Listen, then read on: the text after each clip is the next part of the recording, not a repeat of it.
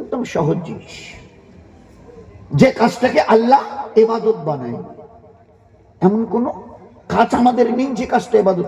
পায়ের নখটা একটু বড় হয়েছে, কবে কাটতে হবে জনাবে রুসলাম বলে গেছে, পুরো বৃহস্পতিবার শুক্রবার জুমার আগ পর্যন্ত কাটো।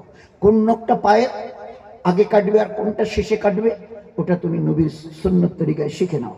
নবীর সুন্নত তরিকায় যদি পায়ের নখ কাটা শেখো তো তোমাকে ইবাদতের সওয়াব দেওয়া হবে। কাটবে পায়ের নখ, দেওয়া হবে ইবাদতের, যেমন নামাজ পড়লে রোজা রাখলে ইবাদতের সওয়াব দেওয়া হয়, ওইভাবে তোমাকে ইবাদতের সওয়াব দেওয়া হবে। মাথার চুল কিভাবে কাটবে কিভাবে ছাড়বে আল্লাহর নবী সাল্লাল্লাহু আলাইহি সাল্লাম দেখিয়ে দিয়ে গেছেন। পুরুষরা কিভাবে রাখবে কিভাবে ছাড়বে, মেয়েরা কিভাবে রাখবে কিভাবে বাঁধবে বলে দিয়েছে। ও আমার উম্মতের মা বোন, সামনের দিকে ডায়ে বাঁয়ে যত ইচ্ছে বেনি করো, ভালো করে সাজিয়ে গুজিয়ে খোপা বাঁধো, কিন্তু খবরদার কখনো মাথার চুলকে উটের কুজের মতো করে এইভাবে পেঁচিয়ে উপরের দিকে বাঁধিও না, এটা কিয়ামতের আলামত।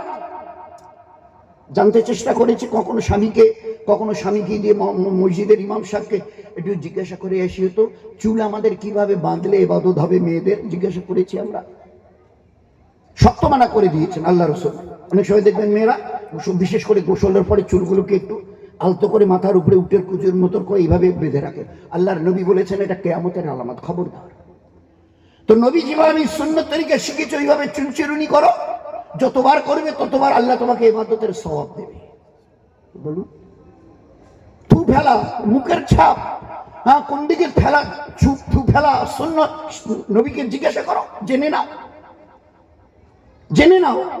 তোমার এই বুকের থু ফেলাটুকু যদি নবীর সুন্নত তরিকা হয়, আর যতবার তুমি মুখ থেকে থুতু ফেলবে আল্লাহ তোমাকে ততবার ইবাদতের সওয়াব দেবে। বলুন, আয়েশা রাদিয়াল্লাহু তাআলা আনহা হুজুরের বিবি, কেন জিজ্ঞাসা করে জিনিসটা খুলে দিয়েছে হাদিসের পাতায় আমাদেরকে জানাবার জন্য। আয়েশা, জুতো কি করে পায়ে দিলে ইবাদত হয় শিখেছো? আল্লাহর নবী শিখেছে। আচ্ছা, কি করে জুতো পা থেকে খুললে ইবাদত হয় শিখেছো? আল্লাহ রাসূল শিখে দিয়েছে। আচ্ছা আয়েশা, কখনো যদি জুতো হাতে করে কোথাও নিয়ে যেতে হয় তো কি করে নিয়ে যেতে হয় এটা শিখেছো? তাহলে তা তো শেখা হয়নি। তো বলে দেখে নাও, জুতো দুটোকে দুই হাতে নিয়ে একটু হালকা ভাবে একটু ছেড়ে দিয়ে ভিতরের ওই ভিতরের দুই দিক এইদিকে করে আয়েশা এইভাবে ধরিও, যতক্ষণ এইভাবে জুতো হাতে করে নিয়ে চলে যাবে আল্লাহ তোমাকে অতক্ষণ ইবাদতের সওয়াব দেবে। আল্লাহ আমাদের এত ভাগ্যবান করেছিল, কিন্তু নিজের কপালে নিজে কুরুল মেরেছি। আমাদের নাকি জুতো যতবার দিনে যদি 50 বার পায়ে দিই তো 50 বার ইবাদতের সওয়াব, 50 বার যদি পা থেকে জুতো খুলি তো 50 বার সুন্নত তরিকায় যদি খুলি তো ইবাদতের সওয়াব। রান্না করতে নবীর সুন্নত তরিকায় করুন, বাড়ি ঝাড়ু দেবেন বিসমিল্লাহ বলে ঝাড়ুটা নিন, ডান দিক থেকে বিসমিল্লাহ বলে শুরু করে পুরো বাড়িটা ঝাড়ু দিয়ে আঙিনাটা ঝাড়ু দিয়ে বাঁ হাতের দিকে এনে এবারে রেখে দিয়ে আলহামদুলিল্লাহ বলুন। কতক্ষণ ধরে ঝাড় দিচ্ছেন? বলে তা প্রায় 20 মিনিট। বলে 20 মিনিট? আল্লাহ আপনাকে ঝাড়ু তো দিয়েছেন বাড়ি, নোংরা সাফ করেছেন বাড়ি, কিন্তু আল্লাহ আপনাকে ইবাদতের সওয়াব দান করেছে। একটা কাজের কথা আমাকে বলেন, এটা আমরা ভাই ভাই আলোচনা করছি, একটা কাজের কথা বলেন এই কাজটাকে আল্লাহ আমাদের ইবাদত করেনি। পেশাব পায়খানা নবীর সুন্নত তরিকায় যান, ওইভাবে পেশাব পায়খানা ফিরে চলে আসুন, আল্লাহ আপনাকে ইবাদতের সওয়াব দেবে। ঘুমাতে গিয়ে সুন্নত তরিকায় ঘুমান, কতক্ষণ ঘুমালেন? তা বলে 4 ঘন্টা ঘুমিয়েছি। কিভাবে? বলে নবীর সুন্নত তরিকায়। তো আমি তো নাক দিকে ঘুমিয়েছি, আল্লাহর নবী কি বললেন? তুমি যদি আমার সুন্নত তরিকায় যদি ঘুমাও তো আল্লাহ তোমাকে ইবাদতের সওয়াব দেবে। তো আমাদের জীবনের এমন কোনো কাজ নেই, খাওয়া দাওয়া রান্না বান্না চলাফেরা যা কিছু আছে এমন কোনো কাজ নেই। হ্যাঁচো, আরে তুমি হ্যাঁচো করলে কেন? এটাকে কি করে ইবাদত বানাতে হয় শেখনি কোনোদিন?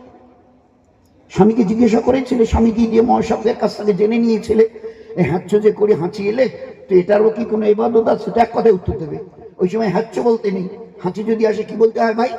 আরে বলেন না, কি বলতে হয়? আলহামদুলিল্লাহ। হাঁচিলে আলহামদুলিল্লাহ বলো, আল্লাহ তোমাকে ইবাদতের সওয়াব দেবে। এই হাঁচিটুকুর বিনিময়ে হাই যদি আসে, হাই কি করে এটাকে ইবাদত বানাবো? বলে কেন? আল্লাহর নবী দেখিয়ে দিয়েছেন, বাঁ হাতের এই পিছন দিকটা একদম মুখটার উপরে ভালো করে সেটে দিও, আর ওই সময় কি দোয়াটা পড়িও? বলেন কি দোয়া? লা হাওলা ওয়ালা কুওয়াতা ইল্লা বিল্লাহ।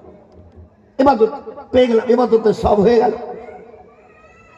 তার সঙ্গে যদি পারো তো এই নিচের না ঠোঁটটাকে দুই দাঁতের মাঝখানে রেখে কামড়ে ধরিও, যখন হাই আসে। হাই যখন আসে না তখন আমরা হাওয়া টানি, এইভাবে টানি, দুনিয়াওয়ালারা বলছে এই সময় আমাদেরকে কিছু একটা দাও, নয়তো হাওয়াতে মানে বায়ুতে বাতাসে যে ব্যাকটেরিয়া জীবাণুগুলো আছে না, ওগুলো নয়তো ঢুকে, গোটা মুখটা খোলে আর নিঃশ্বাসটা তুমি শ্বাসটা টেনে নাও। তো আল্লাহর নবী কি বললেন, ওই সময় যদি পুরো মুখটা খোলো আর ওই হাতের এই সাপোর্টটা না নাও, তো ওই সময় শয়তান তোমার মুখের ভিতরে ঢুকবে। আল্লাহর নবীর চোখ, শয়তান তোমার যাবে। তো এই জন্য কোনো কাজ এমন নেই, বাচ্চাটা আমার সামনে এলো, আমি খাচ্ছি, অথবা একটা কমলা ছিলছি, বাচ্চাটা এলো, তো ওর হাতে দাও, ওর গালে দাও, কি করে ইবাদত করবো এটাকে? বাচ্চাটা হা করছে, বলে কেন? ওকে বিসমিল্লাহ বলতে বলো। এ আম্মি বিসমিল্লাহ বলো, এ আব্বু বিসমিল্লাহ। ও যতক্ষণ বিসমিল্লাহ বলবে না অতক্ষণ ওর মুখে দিও না, হয় ওর হাতেই দাও আর মুখে, ওকে বিসমিল্লাহ না বলিয়ে দিও না। আমরা করি, আমাদের মা বোনেরা করে, জেনেছি এর দিনকে, ইবাদতকে কত সাংঘাতিকতা আল্লাহ রাসূল দেখিয়ে দিয়েছেন। বলে এটা মা তার বাচ্চাকে কিছু খাওয়াতে গেছে, একদম বাচ্চাটা মুখটাকে হাঁ করেছে, আর মা একদম হাতে খানা নিয়ে ওর একদম মুখের কাছে একদম হাত পৌঁছে মুখের কাছে পৌঁছে দিয়েছে হাতকে। ওই অবস্থায় আল্লাহর নবী সাল্লাল্লাহু আলাইহি ওয়াসাল্লাম মেয়ে ছেলের হাতটা ধরে ফেলল।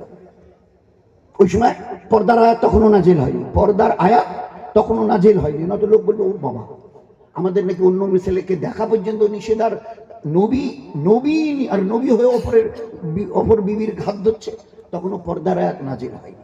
উনি হাতটা ধরে ফেললেন, মেয়ে ছেলেটা অটোমেটিক রেগে যাবে, আমার বাচ্চাটা হাঁ করেছে, ওর মুখে খানা দিতে যাব, খানাটা একদম সামনে নিয়ে আসছি, উনি হাত ধরলেন, হাত ধরে বললেন, এবং তুমি তোমার বাচ্চাকে বিসমিল্লাহ বলতে বলো। বিসমিল্লাহ বললো, আল্লাহ রাসূল হাতটা ছেড়ে দিলেন, মেয়ে ছেলেটা তার বাচ্চার মুখে খানা দিল।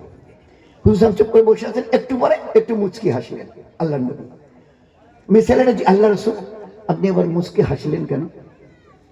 হুজুর সাহেবের পুরো জিনিস আমাদের সামনে খুলছে, শোনো, তোমার বাচ্চাটা যখন খাবার জন্য হাঁ করেছিল না, আর তুমি খাওয়াতে গেছিলে, ওই সময় দেখি শয়তান, সেও তার মুখ তোমার বাচ্চার মুখের সঙ্গে মিলিয়ে হাঁ করেছে।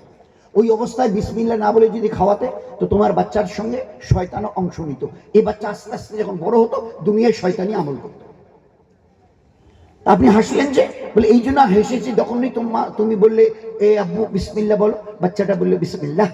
তো যখনই বিসমিল্লাহ বলেছে, শয়তান সঙ্গে সঙ্গে ওখান থেকে পালাবার জন্য এতটা জোরে দৌড় লাগিয়েছে, দৌড়তে গিয়ে পড়ে যাচ্ছে, আবার উঠে দৌড়াচ্ছে, ফের দৌড়তে গিয়ে পড়ে যাচ্ছে, ফের। তো ওর ওই পড়ে যাওয়ার দৌড়ানো দেখে আমার হাসি পেয়েছে।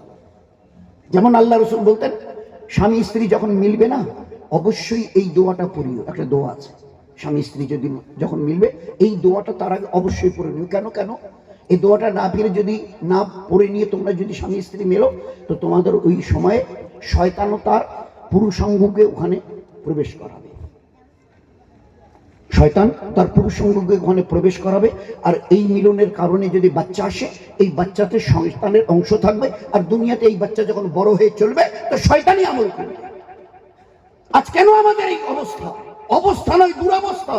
মসজিদে হাইয়া আলাস সালাত 4টে মাইকের চোখ, আমাদের এটা 100 ঘরের মসজিদ, 2টো করে যদি পুরুষ ধরিত 200 লোক, মসজিদে কজন আসে? আর এই দুনিয়ার আখিরাতের জীবনকে ধন্য করবার জন্যই আল্লাহ নামাজ দিয়েছিল। এই নামাজ খেলতামাশা নয়। আর নামাজ আল্লাহ আমাদের পড়বার জন্য দেয়নি। হ্যাঁ, নামাজটা পড়ো, তোমরা রুকু না করলে আমার চলবে কি করে? তোমরা সেজদা যদি না করো আমার চলবে কি করে? তোমরা যদি ওই আত্মায়িত না পড়ো, বৈঠক না করো, আমাদের আল্লাহ ও আল্লাহ নয়।